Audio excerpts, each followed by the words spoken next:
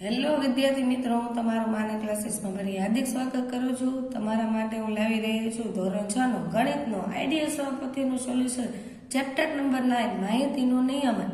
સાવ સહેલું ચેપ્ટર છે અને આમાં પરીક્ષામાં પૂછાય છે. આમાંથી તો છોકરાઓને આ ચેપ્ટરમાં લગભગ પૂરા માર્ક મળી રહે છે. પણ એક ખાસ જે નાના નાના લીટા આપેલા હોય છે તે તમારે સરખી રીતે કરવા પડશે. સંખ્યાને ગણીને તો જ જવાબ સાચો આવશે, નકર આવશે નહીં. તો ચાલો આપણે આગળ જોઈએ એનું સોલ્યુશન. પહેલા એની થિયરી જોઈ લઈશું. કહે છે તો કે માહિતી, તો કે ભેગા કરેલા આંકડાઓના સંગ્રહને શું કહેવાય છે? માહિતી. એટલે કે તમને એવું પૂછે ખરા ખોટામાં કે ગમે તો કે માહિતી શેની બનેલી હોય છે? તો કે આંકડાઓથી બનેલી હોય છે. માહિતીનું સંગઠન, તો કે માહિતીને વ્યવસ્થિત રીતે ગોઠવવાની પ્રક્રિયાને માહિતીનું સંગઠન કહે છે. એટલે કે કોઈ પણ આંકડા હોય આડા અવળા નહીં, તો કે લાઈનમાં ગોઠવવાના વ્યવસ્થિત, તેને શું કહેવાય? માહિતીનું સંગઠન. આપેલ આંકડાકીય માહિતી પરથી ઝડપથી કોઈ ચોક્કસ માહિતી મેળવવા માટે આવૃત્તિ ચિહ્નનો ઉપયોગ કરી આવૃત્તિ વિતરણ કોષ્ટક બનાવવામાં આવે છે. જો આવી રીતના 4 લીટા ઊભા, 5મો લીટો આવે અહીંયા તમારે આડો કરવાનો રહેશે. આ બાજુથી જ આડો કરવો, આ બાજુથી કરેલ હશે તો પરીક્ષામાં ખોટું પડશે. ચાલો, નીચે તમને એવું જ એક્ઝામ્પલ આપેલું છે. જો 1 હતો તો 1 લીટો કર્યો, 2 હતો તો 2, 3 હતા તો 3 લીટા, 4 હતા 4. જો 5 આવ્યા અહીંયા 5મો આડો, 6 થયા ને અહીંયા 5 આવી રીતના ને 1 ઊભો કર્યો બાજુ. એવી રીતના તમારે કરવાનું રહેશે. હવે આપણે એને એક નીચે માહિતી આપેલી છે. માહિતી એટલે શું? તો કે માહિતી એટલે ભેગા કરેલા આંકડાઓનો સંગ્રહ. એટલે કે એમાં શું હોય? તો કે સંખ્યાત્મક અને ગુણાત્મક રીતે એકઠી થયેલી વિગતની રજૂઆત એટલે માહિતી. પાછળ તમને આલેખ આવૃત્તિ વિતરણ આપેલું છે. પરીક્ષામાં પૂછે છે. 5 માર્કમાં વિદ્યાર્થીઓને પ્રશ્નના જવાબ તમારે આપવાના રહેશે અને આવું આવૃત્તિ ચિહ્ન દોરવાનું આવશે. ખાસ કરીને આ શીખી લેજો, કેમ કે પરીક્ષામાં હોય જ છે. ચાલો, જો ઉપર તમને આંકડાઓ આપેલા છે, નીચે એનું કોષ્ટક આપેલું છે. તો આવી રીતના કરતું જવાનું. 80 છે તો 80માં 1 લીટો, 55 છે તો 55માં 1 લીટો, પછી 92 છે તો 92માં 1 લીટો. એવી રીતના દરેક આંકડા સેટઅપ કરી દેવાના. પછી એના નીચેના પ્રશ્નો જવાબ આપણે જોવાના રહેશે. જો અહીંયા આવી રીતના જોવાનું. પહેલો પ્રશ્ન છે, ગણિતમાં કેટલા વિદ્યાર્થીઓને 55 કે તેથી વધુ માર્ક્સ મળ્યા છે? 55 થી વધુ કીધા, તો કે 55 થી વધુ કેટલા માર્ક્સ મળ્યા છે? અહીંથી લેવાનું તમારે 55 થી વધુ, એટલે 55 પણ લઈ લેવાના. 5, 6, 3, 3 અને 2 એ બધાનો શું કરવાનો? સરવાળો. એટલે કેટલા આવશે? તો કે 19. સમજ પડી? ગણિતમાં કેટલા વિદ્યાર્થીઓને 80 માર્ક છે? 80 માર્ક વાળામાં અહીંયા જોવાનું વિદ્યાર્થીઓની કેટલી સંખ્યા છે એ કહેવાનું છે, માર્ક નહીં. તો 3 આવશે અહીંયા, બરાબર. પછી છે ગણિતમાં સૌથી વધુ ગુણ મેળવનાર વિદ્યાર્થીઓની સંખ્યા. સૌથી વધુ ગુણ 92 છે, તો એમાં કેટલા વિદ્યાર્થીઓ છે? 2, તો 2 જવાબ લખો. પછી નીચે ગણિતમાં સૌથી ઓછા ગુણ મેળવનાર વિદ્યાર્થીઓની સંખ્યા જણાવો. તો એમાં સૌથી ઓછા કેટલા છે? તો કે 4, તો એમાં 4 જવાબ આવશે. ગણિતમાં સૌથી ઓછા અને સૌથી વધુ ગુણ મેળવનાર વિદ્યાર્થીઓની સંખ્યાનો તફાવત. તો કે સૌથી ઓછા કેટલા હતા? 4 અને વધુ 2. તો એ 2 ને તફાવત કીધું એટલે બાદબાકી કરશું. 4 માંથી 2 જાય તો 2. પછી છે ગણિતમાં કેટલા વિદ્યાર્થીઓને 50 થી ઓછા માર્ક્સ મળ્યા છે? તો કે 50 થી ઓછા કયા ગયા છે? તો કે 4, 3, 6. એટલે સોરી 4 ને 3, 50 થી ઓછા કીધા એટલે 50 લેવાના નહીં. એટલે 4 ને 3 કેટલા થાય? 7. ચાલો, 7 જવાબ છે. આવી રીતના તમારા પ્રશ્નના જવાબ આપવાના રહેશે. તો આ બાજુ પણ એવું છે કે આવૃત્તિ વિતરણ એ આલ્ફાબેટનું આપેલ છે, A થી Z માં, એટલે A થી E નું આપેલું છે, એટલે A થી A સુધીનું તમારે કરવાનું રહેશે. પછી નીચે એના પ્રશ્નના જવાબ પણ તમને અહીંયા આપેલા છે. જો કયો ગ્રેડ છોકરીઓને સૌથી વધુ મળ્યો છે? આમાં સૌથી વધુ આંકડો કયો છે? તો કે 8. એ ગ્રેડ કયો છે? A. તો તમારે અહીંયા શું આપવાનું રહેશે? A. પછી કયો ગ્રેડ છોકરીઓને સૌથી ઓછો મળ્યો છે? તો ઓછામાં ઓછા કયા છે? 2 છે, D અને E. બંનેમાં સેમ છે, 5 ને 5.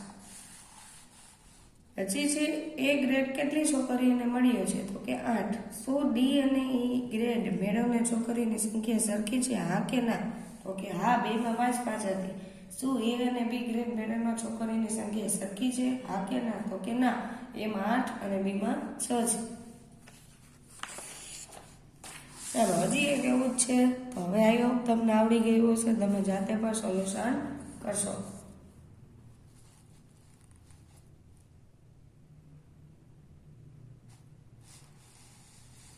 નીચેના પ્રશ્નના જવાબ પણ આપેલા છે.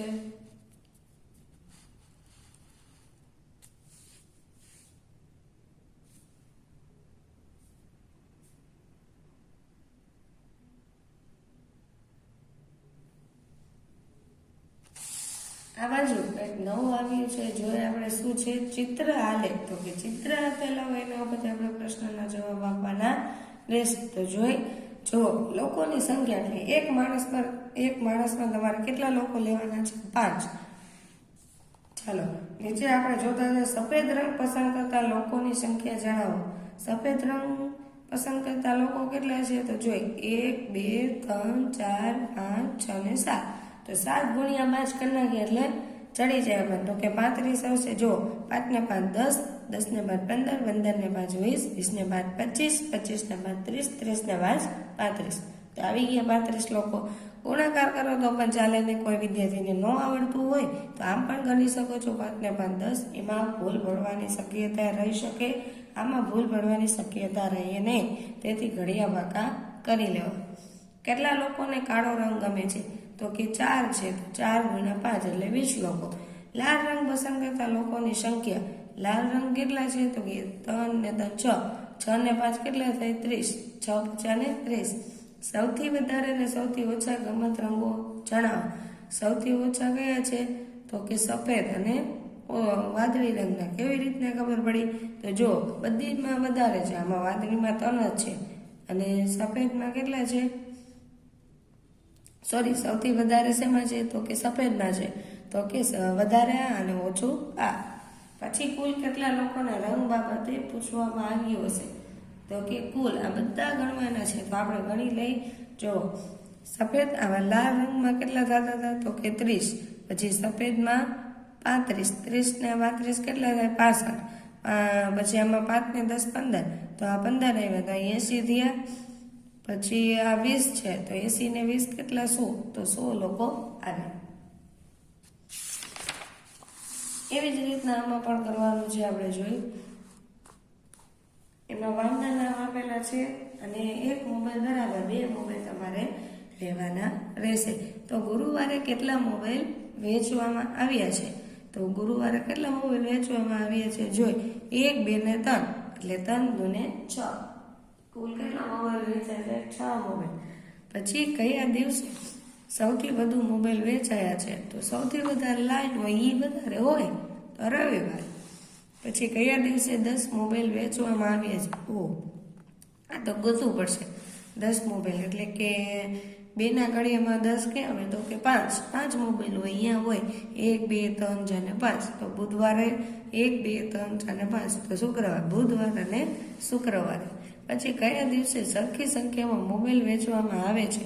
તો બુધ અને શુક્ર. અમને જોયું 2 માં 10 10 હતા. પછી કયા દિવસે દુકાનદાર વધુ કમાયો હશે? શા માટે? તો કે રવિવારમાં વધારે હતા એટલે રવિવારે દુકાનદાર વધુ કમાયો હશે, કારણ કે રવિવારે 16 મોબાઈલનું વેચાણ થયું છે. અઠવાડિયામાં કુલ કેટલા મોબાઈલ વેચાયા? તો કે બધાયનો સરવાળો આપણે બધાય મોબાઈલ ગણી લેવાના, એના ગુણ્યા કેટલા કરી નાખવાના? 2. જો કેટલા થાય ગણી 1 2 3 4 5 6 7 8 9 10 11 12 13 14 15 16 17 18 19 20 21 22 23 24 25 26 27 33 ને 38 દૂર કરી નાખવાના એટલે કે 76 મોબાઈલ વેચાયા છે. તો આ હવે તમને આવડી ગયા હશે. બીજા તમે તમારી રીતે પણ સોલ્યુશન કરી શકો છો. જાતે કરશો તો જ આવડશે. ગણિતમાં જેટલી વધુ પ્રેક્ટિસ કરો એટલું તમને વધુ આવડશે.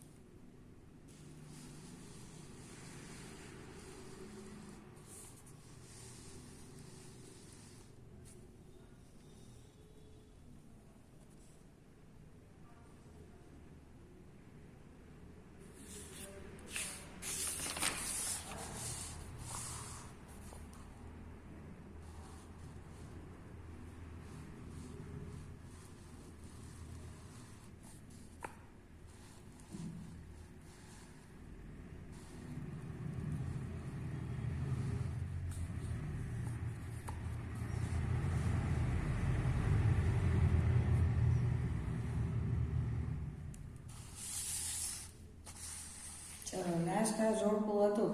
તો આપણે આ વિડીયોને વિરામ આપશું. તો આ તમને આ બધું સમજાઈ ગયું હશે. તો અમારા વિડીયોમાં સબસ્ક્રાઇબ કરવાનું તો ખાસ ભૂલવાનું નથી અને બીજાને પણ શેર કરો, જેથી એ પણ અમારા વિડીયો જોઈ શકે.